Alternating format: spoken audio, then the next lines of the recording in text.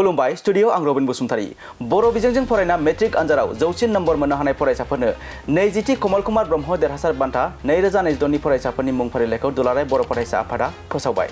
नंगौ, चिरां जिल्लानिफ्राय सेथि बान्थाखौ मोननो हादों सोमावसार बसुमतारिया। खौरां मोननाय बायदिब्ला सोमावसार बसुमतारिया बिजनीआव थानाय जोंमा रेसिडेन्सियेल बड' मिडियाम स्कुलाव फरायोमोन। सोमावसार बसुमतारिया गासै 534 नम्बर मोनना 89 जौखोन्दोआव जायगा आवग्रिनो हादों। थिग बेबायदिनो बाक्सा जिल्लानि संगीता बसुमतारिया नैथि मासि लाना UN एकाडेमि सुबनखाता फरायसालिनिफ्राय 533 नम्बर मोनना 88.83 जौखोन्दोआव जायगा आवग्रिनो हादों। क'क्राझार जिल्लानिफ्रायबो दावगासार नार्जारिया थामथि मासि लाना बड'फा मेम'रियेल स्कुलनिफ्राय गासै 532 नम्बर मोनना 88.67 जौखोन्दोआव जायगा आवग्रिनो हादों। चिरां जिल्लानिफ्राय दिपारानि बसुमतारिया ब्रैथि मासि लाना जोंमा रेसिडेन्सियेल बड' मिडियाम स्कुल बिजनीनिफ्राय 530 नम्बर मोनना 88.33 जौखोन्दोआव जायगा आवग्रिनो हादों। चिरां जिल्लानि सोरांसा बसुमतारिया ब्रैथि मासि लाना गुरुदेव ब्रह्म बर्डिं स्कुलनिफ्राय 530 नम्बर मोनना 88.33 जौखोन्दोआव जायगा आवग्रिनो हादों। उदालगुरि जिल्लानिफ्राय सुजुमा मुसाहारिया बाथि मासि लाना UN एकाडेमि नावकाटानिफ्राय 529 नम्बर मोनना 88.17 जौखोन्दोआव जायगा आवग्रिनो हादों। बिश्वनाथ जिल्लानि उत्पात बसुमतारिया बाथि मासि लाना UN एकाडेमि बरफुख्रिनिफ्राय 529 नम्बर मोनना 88.17 जौखोन्दोआव जायगा आवग्रिनो हादों। क'क्राझार जिल्लानि केनित ब्रह्मआ द'थि मासि लाना UN एकाडेमि क'क्राझारनिफ्राय 528 नम्बर मोनना 88 जौखोन्दोआव जायगा आवग्रिनो हादों। उदालगुरि जिल्लानि दीपानिता बसुमतारिया स्निथि मासि लाना भकतपारा HS स्कुलनिफ्राय 527 नम्बर मोनना 87.83 जौखोन्दोआव जायगा आवग्रिनो हादों। चिरां जिल्लानि स्वर्णलता नार्जारिया स्निथि मासि लाना PM श्री दक्षिण बिजनी हाई स्कुलनिफ्राय 529 नम्बर मोनना 87.83 जौखोन्दोआव जायगा आवग्रिनो हादों।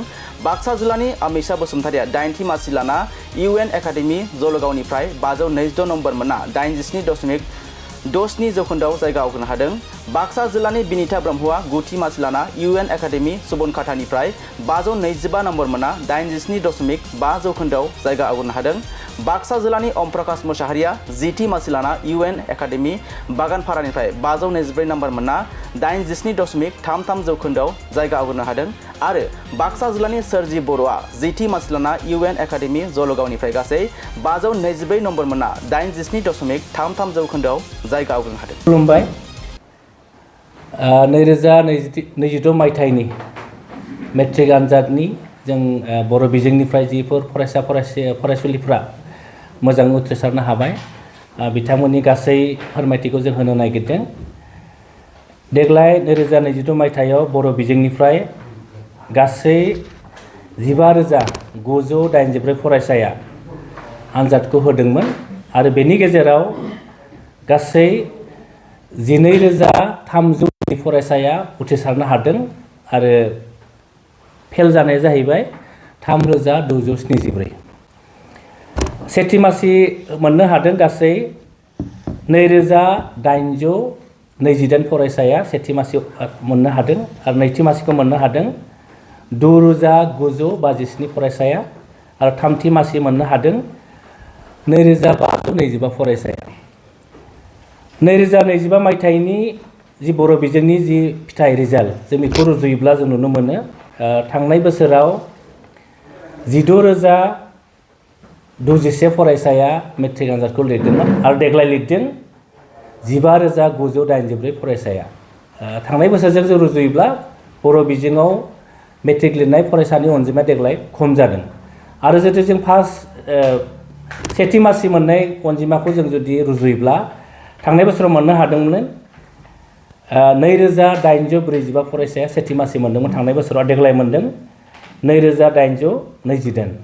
थांनाय बोसोरजों देग्लाय रुजुयोब्ला 17 फरायसाया खमैदों देग्लाय।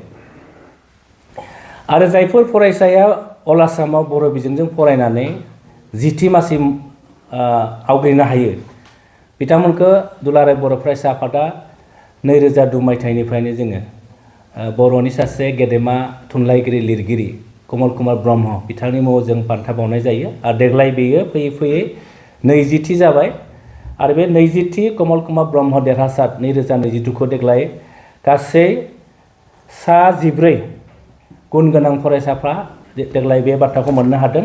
आं बिथांमोननि मुंखौ नोंथांमोननि मिथिनायनि थाखाय आङो फरायफिननो नागिरबाय। सेथिखौ मोननो हादों जोंमा रेसिडेन्सियेल बड' मिडियाम स्कुल बिजनि चिरां जिल्लानिफ्राय सोमावसार बसुमतारी गासै मोननाय नाम्बारा जाहैबाय 534 आरो जौखोन्दोआ 89।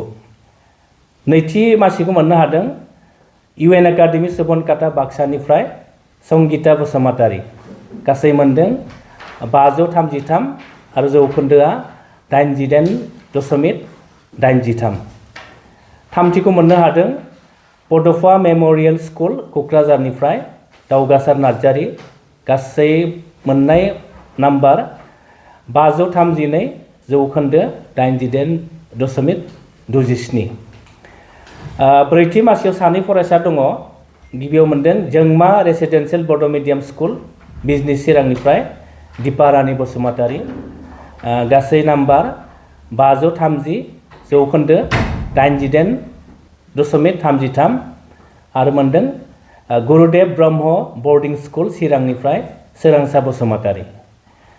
आरो बाथि मासियावबो सानै फरायसाया मोननो हादों UN एकाडेमि नावकाटा उदालगुरिनि सुजुमा मोसाहारी गासै नाम्बार 529 जौखोन्दो 88.17 आरो सासेया UN एकाडेमि बरपुखुरी बिश्वनाथनि उत्पल बसुमतारी। दथि मासिखौ मोननो हादों UN एकाडेमि क'क्राझारनिफ्राय केनित ब्रह्म गासै मोननाय नाम्बार 528 जौखोन्दोआ 88 जौखोन्दो। स्निथि मासियाव सानै फरायसाया मोननो हादों भगतपारा हायार सेकेन्डारि स्कुल भगतपारा उदालगुरि दीपानिता बसुमतारी गासै नाम्बार 527 जौखोन्दोआ 87.83 आरो सासे फरायसाया जाहैबाय PM श्री दक्षिण बिजनि हाई स्कुल चिरांनिफ्राय स्वर्णलता नार्जारी। दाइनथि मासियाव दङ UN एकाडेमि जालागाव बाक्सानि आमिषा बसुमतारी गासै नाम्बार मोनदों 522 जौखोन्दो 87.67। दाइनथि मासियाव दङ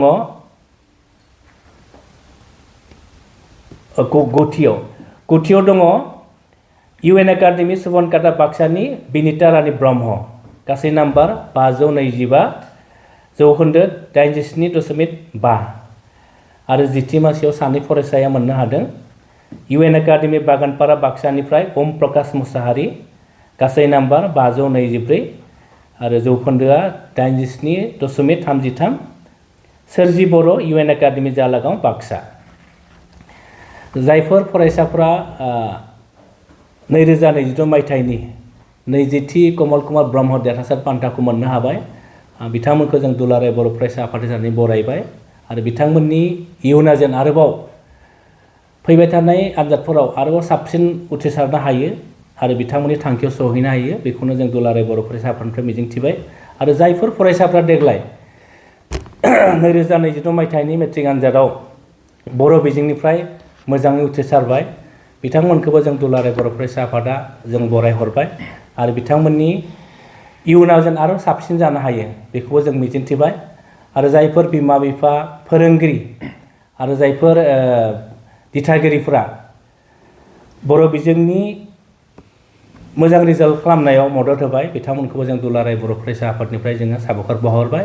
आरो जोङो जर'खायै Assam state school education board बेनि जायफोर सामलायगिरिफोर दङ जायफोर मावख'गिरिफोर दङ बिथांमोनखौबो जों दुलाराय बर' फरायसा आफादनिफ्राय जों साबायखर बावहरबाय। आरो स्पेसियेलि जोङो आसामनि गिबि मन्त्रि डक्टर हिमन्त बिश्व शर्मा आरो सोलोंथाइ मन्त्रि डक्टर रनज बेगु बिथांमोनखौबो थि समाव जेबो गेना गोरोन्थि गैयालासे मेट्रिकनि जि रिजाल्ट बेखौ फोसावनायनि थाखाय दुलाराय बर' फरायसा आफादनिफ्राय जोङो बिथांमोनखौ साबायखर बावहरबाय। नाथाय जोङो 20थि कमल कुमार ब्रह्म देरहासार बान्था 2022 मायथाइनि बेखौ जोङो बाक्सा जिल्ला दुलाराय बर' फरायसा आफादनि मददजों सालबारियाव जोङो बेखौ बिथांमोननो बावनो थाखाय जों आखायाव लादों। जोङो डेटखौ लाथ'वाखै डेटखौ मोनोब्ला नोंथांमोननो जों फोरमायनाय जागोन। गोजोन्थों।